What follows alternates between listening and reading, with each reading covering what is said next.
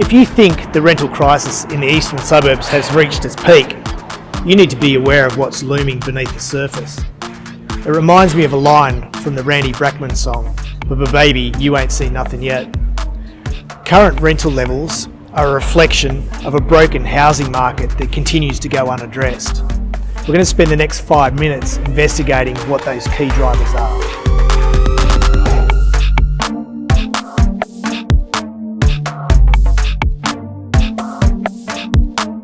As at June 2003, the population in New South Wales was 8.3 million people.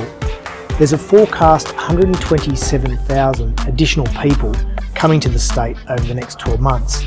Now this is much higher than the long-term average, which is 90,000 people. Breaking it down into the eastern suburbs, we represent 3.4% of that population. That's around about 282,000 people.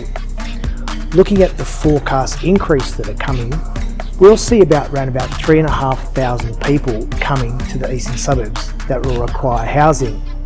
Now the issue is, how much housing is out there available for them? There are 116,000 dwellings within Sydney's eastern suburbs. Of these dwellings, 90% are privately occupied. That leaves 11,600 properties available to lease. Now, the majority of these properties are actually let already. So we look at the vacancy factor. The vacancy factor's jumped to 2.3% as at the end of July. And that was up from a low of 1.1 in February. So within the eastern suburbs, we currently have around about 266 properties vacant. You can now start to see the issue, 3,500 people versus 266 properties. Surely the council and the governments are addressing this by pushing through DAs and releasing more stock to the market. That's where we'll jump to next. Ending June 2003, the number of development applications that were approved for dwellings was 3,399. This figure was 50% down on the previous month, and it's 14% down on the previous year. Proportionately, the number of approvals that we should have seen in the eastern suburbs would have been 115.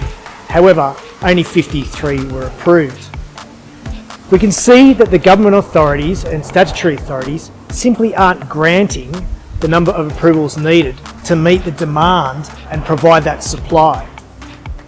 This can be traced down to 3 factors, I believe. Number 1, the bureaucratic nature of the consent authorities. Number 2, the confusing and cumbersome nature of the development application process.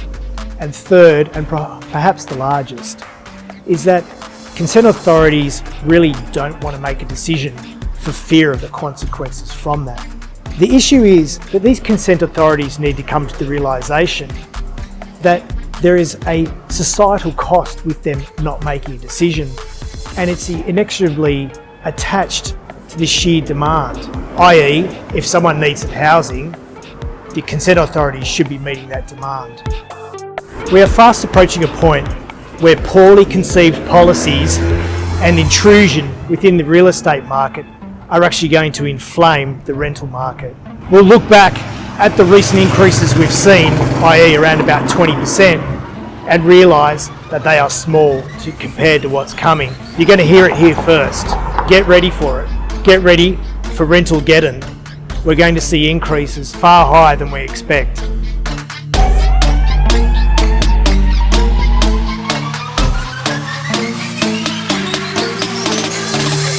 If you're interested in finding out more or want better insight into your management, whether it be residential or commercial, get in contact with Will's Property today.